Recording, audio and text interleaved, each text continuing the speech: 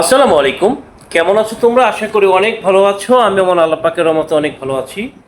এই চাচ্ছি 2026 যারা রয়েছে তাদের জন্য ইংরেজি প্রথম পত্রের 6 নম্বর question. Rearrange rearrange the following sentences to make coherent order. তো এই টপিক নিয়ে আজকে আমি তোমাদের সাথে আলোচনা করব যে শুধুমাত্র টেকনিক দিয়ে তুমি কিভাবে রিঅ্যারেঞ্জ করতে পারো। কোনো রিঅ্যারেঞ্জ তোমার মুখস্থ করতে হবে না, শুধুমাত্র কিছু টেকনিক তোমাকে মনে রাখতে হবে। তো এখানে 8টি বাক্য, সরি 8টি না, 10টি বাক্য। এসএসসির ক্ষেত্রে থাকে 8টি, তোমাদের থাকে 10টি বাক্য এলোমেলোভাবে থাকবে। এইটা তোমাকে সঠিক ওয়েতে সাজিয়ে লিখতে হবে। আর লেখার নিয়মটা হচ্ছে কীরকম করে তোমরা বক্স করবা। হ্যাঁ, যেহেতু 10টা রিয়ারেঞ্জ, হ্যাঁ, 1 থেকে 10 পর্যন্ত একটা সিরিয়াল করবা। ধরো 1 নম্বরের উত্তর হলো সি, 2 নম্বরে ই, 3 নম্বরে এইচ, 4 নম্বরে এ, 5-এর এফ, 6-এর বি, 7-এর জে, 8-এর আই, 9-এর জি, আর 10-এর ডি। এইরকম করে তোমাকে সিরিয়ালগুলো মেনটেন করতে হবে। বাট শুধুমাত্র এই বক্স করলেই কিন্তু হবে না, আবার নিচে প্যারা আকারে কিন্তু তোমাকে লিখে দিতে হবে ঠিক এরকম করে।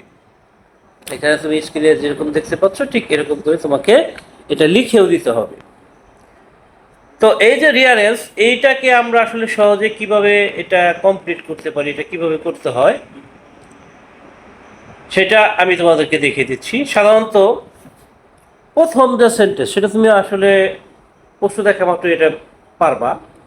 যে সাধারণত এরকম যদি থাকে লং এগো, বা থাকে ওয়ান্স আপন এ টাইম, হ্যাঁ, ওয়ান্স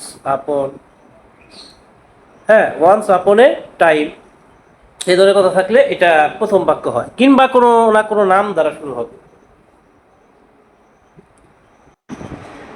তো ঠান্ডা লাগার কারণে কিছুটা কথা বলতে অসুবিধা হচ্ছে, আশা করি সেটা তোমরা ক্ষমা সুন্দর দৃষ্টিতে দেখবা।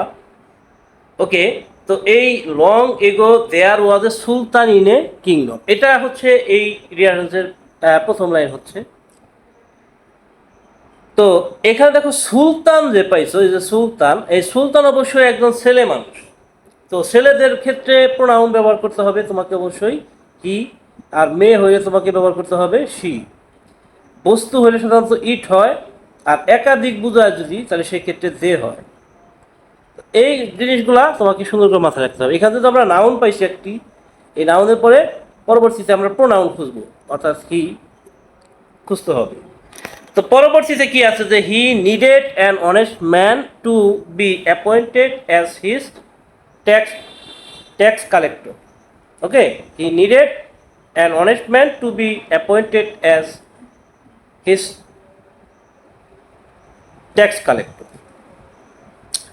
তো এইটা হচ্ছে পরেরটা হলো, তার মানে তার কর সংগ্রাহক বা খাজনা আদায়কারী হিসেবে নিযুক্ত করার জন্য একজন সৎ লোকের প্রয়োজন ছিল। এখানে তুমি হি দিয়ে কিন্তু কয়েকটা পাইতেছো, এরপরও কিন্তু হি আছে। দেখো এটা হি, তারপর এটা হচ্ছে হি আছে, যে এখানে হি আছে, হ্যাঁ, তারপর এটা দেখো হি আছে। তার মানে পরবর্তীতে তোমাকে এই হিটা খুঁজতে হবে, ঠিক আছে মোটামুটি। এখন এই যে প্রত্যেকটার মধ্যে হি আছে, এই কোন হিটা আগে হবে এইটা তোমাকে কিন্তু ডিসাইড করতে হবে কেয়ারফুলি।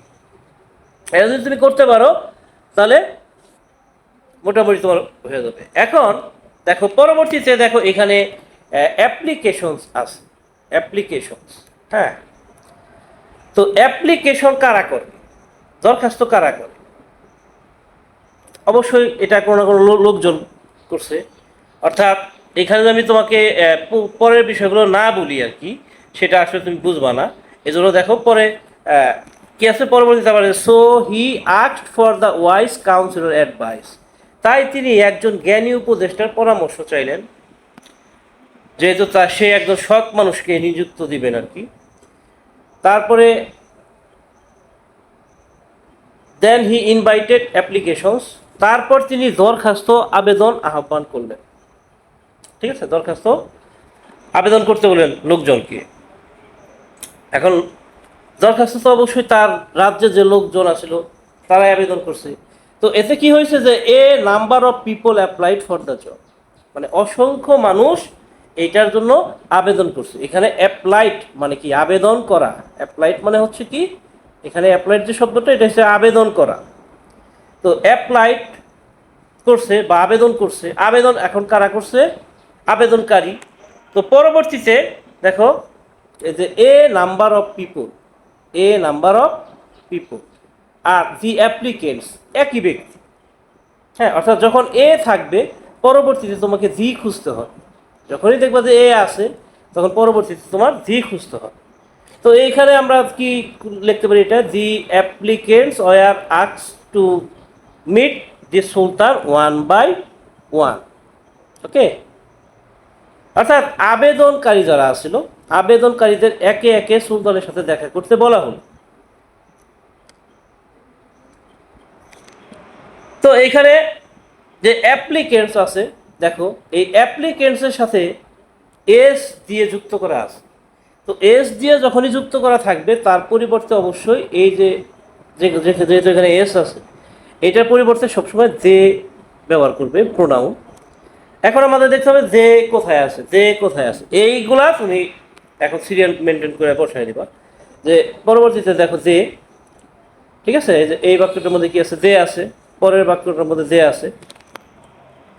ঠিক আছে, ওকে। এখন দেখো প্রথমে আছে দে, তারপরে আছে কি হোয়েন দে। তার মানে এইটা তোমাকে ডিসাইড করতে হবে এটা কি হোয়েন দেটা তোমার আগে যাবে নাকি দেটা আগে যাবে। অবশ্যই দেটা আগে যাবে, তারপরে হোয়েন দে এইটা হতে পারে। তো এই যে they came through a passage where gold coins were kept, তারা এমন একটি গলি বা পথ দিয়ে আসলো যেখানে স্বর্ণ মুদ্রা রাখা হয়েছিল। এরপরে পরবর্তীতে আবার আমরা দে খুঁজবো। এজন্য হোয়েন দে অল অ্যারাইভড, যখন তারা সবাই পৌঁছালো, the Sultan asked them to dance, অর্থাৎ যখনই তারা সবাই এসে পৌঁছালো সুলতান তাদেরকে নাচতে বলল। ওকে, পরবর্তীতে রয়েছে কি অল দ্য অ্যাপ্লিকেন্টস। তার মানে এই যে দে যেটা, এই যে দে বলতে যা বোঝায়, ঠিক আছে, এই দে আর এই যে অল দ্য অ্যাপ্লিকেন্টস একই কথা। ঠিক আছে, all the applicants blast and refused except one, একজন ছাড়া বাকি সব আবেদনকারী লজ্জায় লাল হয়ে গেল এবং নাচতে অস্বীকৃতি জানালো। কারণটা কি? কারণ হচ্ছে তাদের পকেটে চুরি করা স্বর্ণমুদ্রা ছিল যা নাচলেই শব্দ করত। তো তারা যেহেতু নাচতে চাইল না, তাহলে সেক্ষেত্রে যে সুলতান ছিল সে তার কাঙ্ক্ষিত যে মানুষ, হ্যাঁ, সেটা পেয়ে গেল। অর্থাৎ এখানে এটার ইন্ডিং মানে এই গল্পের সমাপ্তি হচ্ছে এটা, then he found the desired man, মানে রাজা বা সুলতান কাঙ্ক্ষিত যে লোক সেই লোকটাকে পেয়ে গেলেন। তো এখানে কি হবে? এটা হবে যে then he found the desired man, তারপর তিনি তার কাঙ্ক্ষিত সেই সৎ লোকটিকে পেয়ে গেলেন।